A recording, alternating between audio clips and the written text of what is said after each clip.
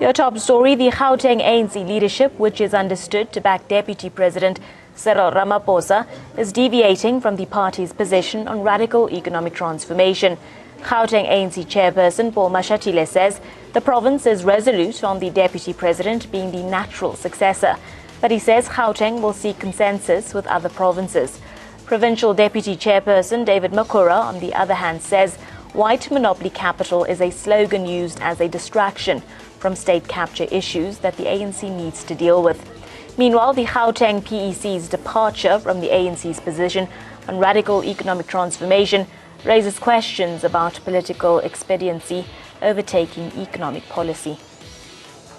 Tweeting that the PEC came to this conference to present the name of Deputy President Ramaphosa, but were defeated by branches. Now, let me make it clear to everybody to know that this conference was not for that. There is no name of anybody that was presented and defeated by conference. Our members, our leaders from branches are disciplined cadres. They knew that for this conference they are coming to deal with policy. We are going to engage properly, because one of the things we want to do, comrades, we want to go to the national conference united as Gauteng.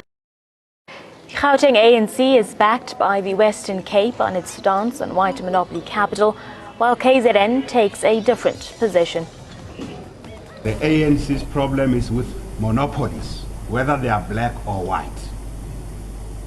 So the introduction of the notion of white monopoly capital is a distraction, is an attempt to frame including the leadership contest around something that is a distraction, and a distraction as well from issues of state capture.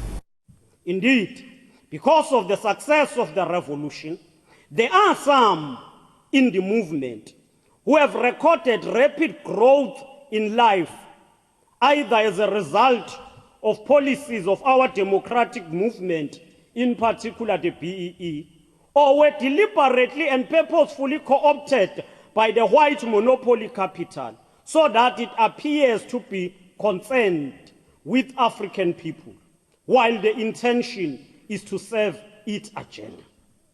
It is these comrades today who have sponsored brevity to tell us that there is no white monopoly capital, and that the agenda for radical economic transformation is a reckless agenda that will upset the private sector. We talked about white monopoly capital and monopoly capital, and we expressed the view that monopoly capital is the fundamental problem in our country, because there's still a concentration of ownership, and there's also, we need to ensure that how we get shared and inclusive growth in our economy. So it's not about black or white monopoly capital, but it's about how do we deal with the deprivation of the inequalities of joblessness, unemployment. So we don't want to replace a Rupert, Anton Rupert with a Gupta. We want to ensure that there's more equitable and our economy works for our communities and works for our people. And so that is the key thing that we need to deal with. How do we confront and demonopolize monopoly capital? Well, here are the fundamental differences between Makura and Zikalala on white monopoly capital. Makura says white monopoly capital is a distraction from substantive state capture issues which the ANC needs to tackle. But Zikalala says comrades who were co-opted by white monopoly capital have now sponsored bravery to deny its existence. Makura says white monopoly capital is an attempt to frame the ANC leadership contest around something that's a distraction. However, Zikalala says the oppressor is uncomfortable with radical economic transformation as outlined by President Jacob Zuma.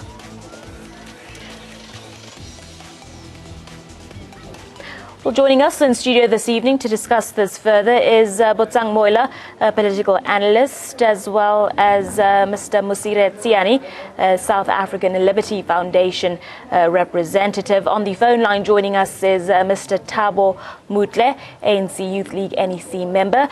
Good evening to you gentlemen in studio, and good evening to you on the phone as well.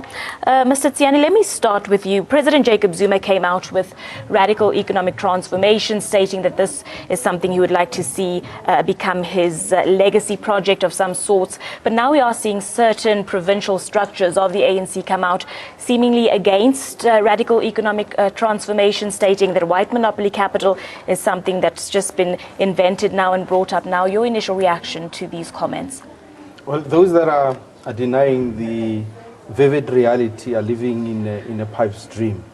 South Africa is divided economically in terms of race, and we can't ignore that.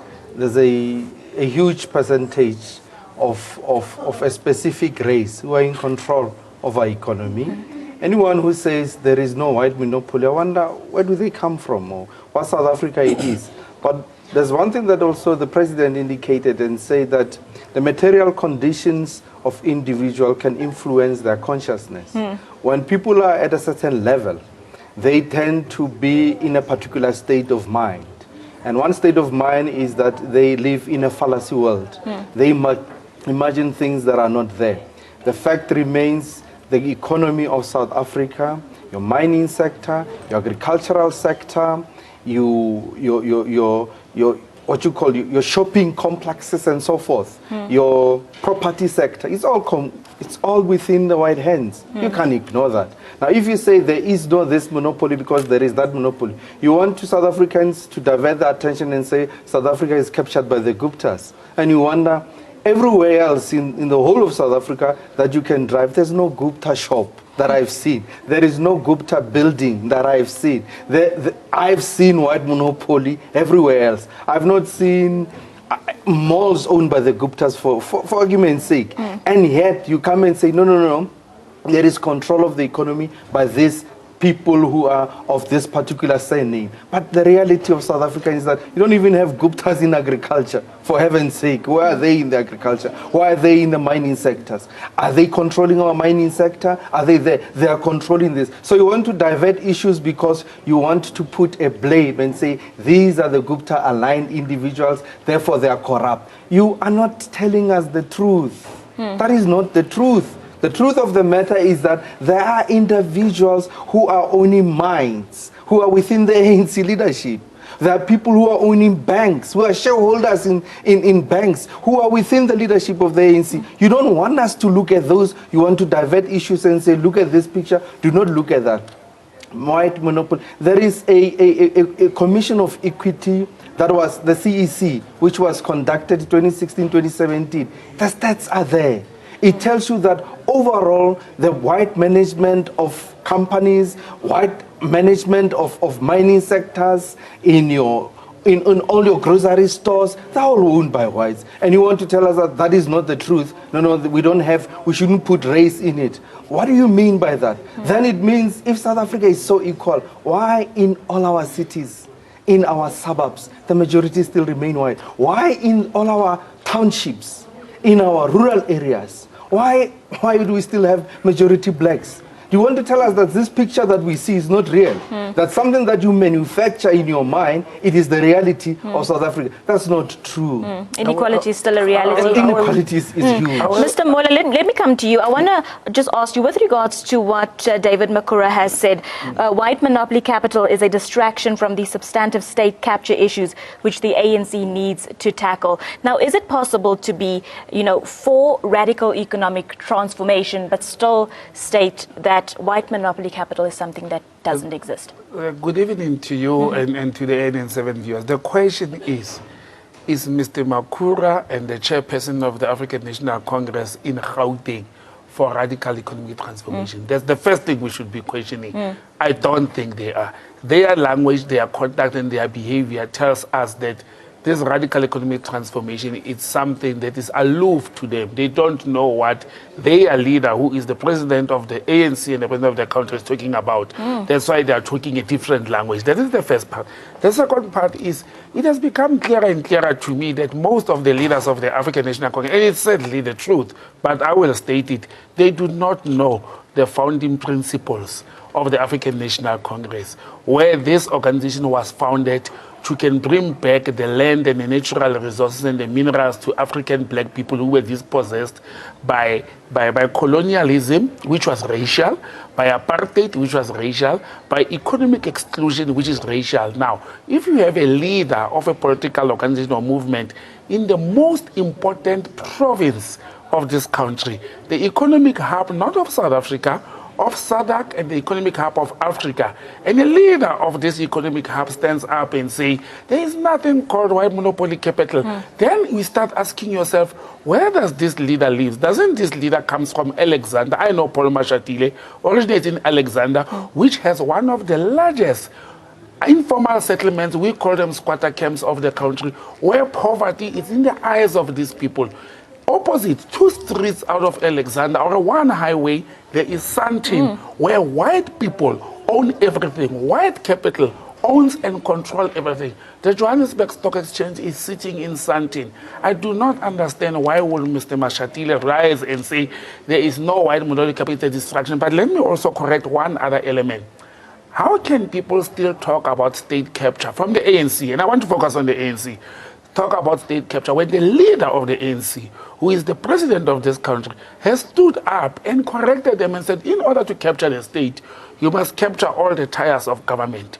You must capture the judicial tier, the executive tier, as well as the legislative tier. Now, none of these 3 tiers, it has been proven to us as citizens of this country that they've been completely captured and controlled by the Guptas or by anybody else except white capital.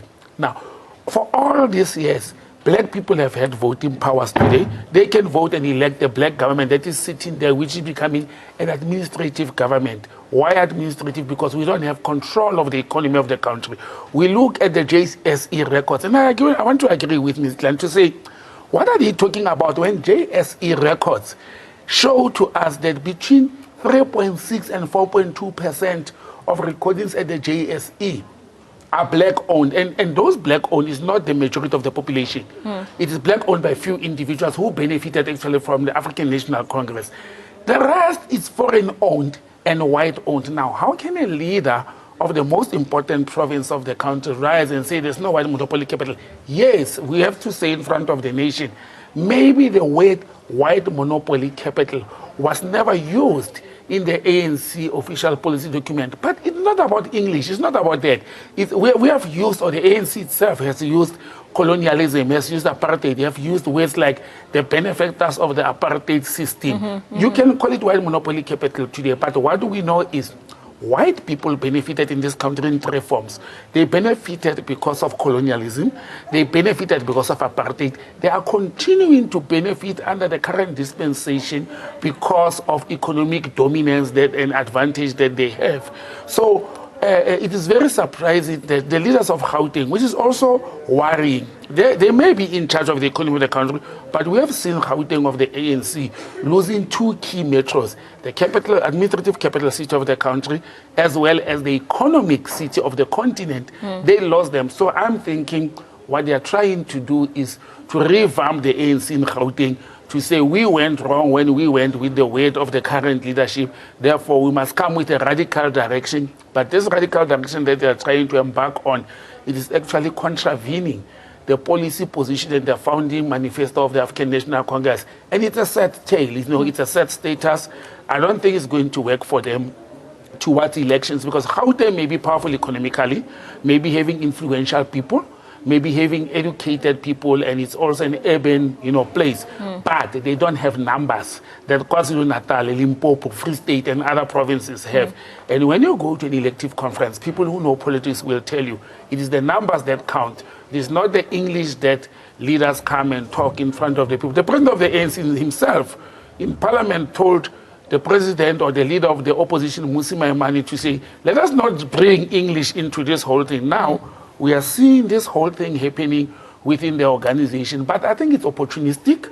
I am glad, as a political analyst, that KwaZulu-Natal came with a very clear statement that is contravening Gauteng. So for us as analysts, actually, we are thriving with that to say two key, one has the majority in numbers, one has the economic power, and they are talking two separate languages. It's going to be very interesting when we meet next week in a policy conference how these regions or provinces will talk. Interesting indeed. Let's go to the phone line. We are joined by Mr. Thabo Mutle, ANC Youth League NEC member. Good evening to you, Mr. Mutle. Thank you for joining us here on ANN7. First and foremost, I want to get your reactions with regards to what we've heard from Mr. David Makura with regards to white monopoly capital just being some sort of distraction. Also, from the ANC Youth League, is there some sort of concern that the ANC is not talking in one voice necessarily when it comes to the issue of radical economic transformation?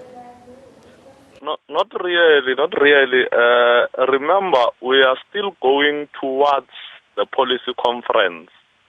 Now, the assertion that has been made by Gauteng with regard to monopoly capital either being white or not, contextualizing it in terms of color.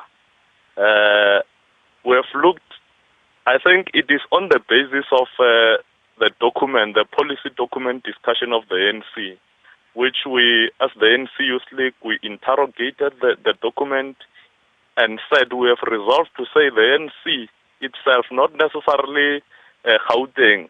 The ANC itself, when they drafted that document, they were shy to name it a white monopoly capital. They only referred to it as monopoly capital. I think it is from that point where Gauteng said they contextualize it from that perspective, that from the policy discussion document of the ANC, it does not speak about white monopoly capital. But as the ANC Youth League, we said, no. The ANC seemed to be very shy itself. Therefore, this must be correctly characterized as white monopoly capital. But the assertion also made by Comrade David Makura that white monopoly capital is used for populism purposes for members of the organization to attain certain proximity or whatever that they want to attain for personal gains. It's wrong.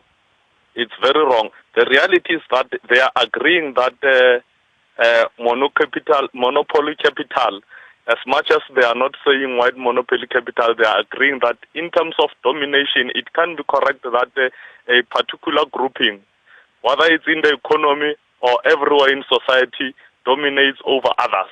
Therefore, in this case, we are having a challenge where whites are dominating the economy. Hence, we are saying they have capitalized the economy. We characterize that as white monopoly capital, which is a challenge. And I want to agree to your guest, with your guest there. Therefore, it can be correct that when there is an agenda, a progressive agenda that we want to pursue, people want to divert us from that agenda, trying to bring issues which have been addressed. Those are side issues, such uttered by David Makura, saying that the focus should be on state capture. How is state capture going to transform the economy? If we focus on state, how will that transform the economy? Because the main agenda is transforming the economy so that the economy must benefit the majority in terms of the demographic of our population. Therefore, that's where I differ with the comrade, that they want to defocus us from the main agenda. But in the main, whether they call it white or they call it domination of whatever they say, it is on the basis that we have also, as the ANC Youth League, identified that there is a gap. We have resolved to say that the ANC seem to be very shy. It is not calling the white monopoly capital by its name. It is very shy. It is only saying monopoly capital. But Whether they say white, they say monopoly, I don't think it's a big issue. Out of the policy conference, we are going to influence that we correctly characterize the enemy. If it is, we agree that it's a white monopoly capital, it should then be agreed and be characterized as such. Very much, Mr. Mutli. Just stay on the line for us. We want to engage with you a little bit later as well. Mr. Mola, I saw you shaking your head. You've got something to add. Yeah, you know what I wanted to say? Maybe we should depart from saying white people dominate the economy in the country. Maybe they do not. You know, domination, it may be black people have 40% and white had 60%. That is domination because of the percentage. But white people are in control of the economy in this country. You know, and there's a huge difference between to be in control. Actually, we must extend it to David Makura and other leaders of the ANC who in the last few weeks have come up and said there's nothing called white monopoly capital. I don't know what had happened to their minds. And I want to agree with Tsiane when he says, now because they are in comfort zones, now because they've been captured by this white capital, now because they are benefactors of this process, they don't see anything wrong that you go to the Johannesburg Stock Exchange and you find more than 90% of investment there and control of the economy. It is in the hands of white people. What do you call it? We can't call it mixed economic capital when it's 90% owned by white. I do not know why, and I like what the ANC Youth League is saying. You know, I never agree with them most of the time, but they are saying at the moment the mother body is being shy to say this thing is white. It is indeed white. We should not shy to say the situation in this country has been divided along the color lines. We should not shy of saying that. We should not shy of saying colonialism was white European settlers taking land from black African people. We should not shy to say the apartheid segregation laws from 1913 to 1994, they were benefiting white people to have land and resources and power and control of the economy when blacks were slaves continuously. We should not even shy to say from 1994 until today, white people still continue to control and dominate the economy and the ownership of the minerals and the land in this country. We should not share. So it is along the color lines. It is black and white. People who are in preferential positions, advantageous positions, they will say, let us forget the past and concentrate on the rainbow nation, whereby we talk as South Africans, not as black and white. But we cannot talk on the turf when we are not equal. We should talk on the turf when everything has been addressed and we all as a nation, all as people, equally benefit from the proceeds of the land. And the benefit must not say the 30%, the 20%. It must look at the population demographics. Who are the majority. Mr. Mola, let me just stop you there. We are running out of time. I just want to shift gears quickly. Mr. Tsiane, I'm going to come to you. Factionalism is something that we've seen the ANC trying to deal with. You know, looking at the different positions that the various provinces are taking, can we say that they are dividing themselves with regards to certain factions and certain presidential candidates or people that could possibly become the president of the ANC? ANC has always had different kinds of leaders with different kinds of views. And their differences are not necessarily a faction. Because if I call you a faction, what am I? You know, this word faction doesn't dwell well with me. If I say this particular leadership is factional, and who am I? Am I on what side am I? I'm the one who's also pointing. It means I belong to a particular group. But that has not been the case. The case in reality is there's always been a contestation for leadership of the ANC. And that contestation will always lead or be done by different people. Some who believe today, for argument's sake, that there is no such a thing called white monopoly control. Surely you can see them. They are dividing themselves in provinces. These are the people who believe that the only dominance that is there is the state captured by the Guptas. Frankly, that's what others say. There are those who believe that we need to address radical economic transformation. There are those who do not align themselves with that. They want to have the status quo remain unchanged.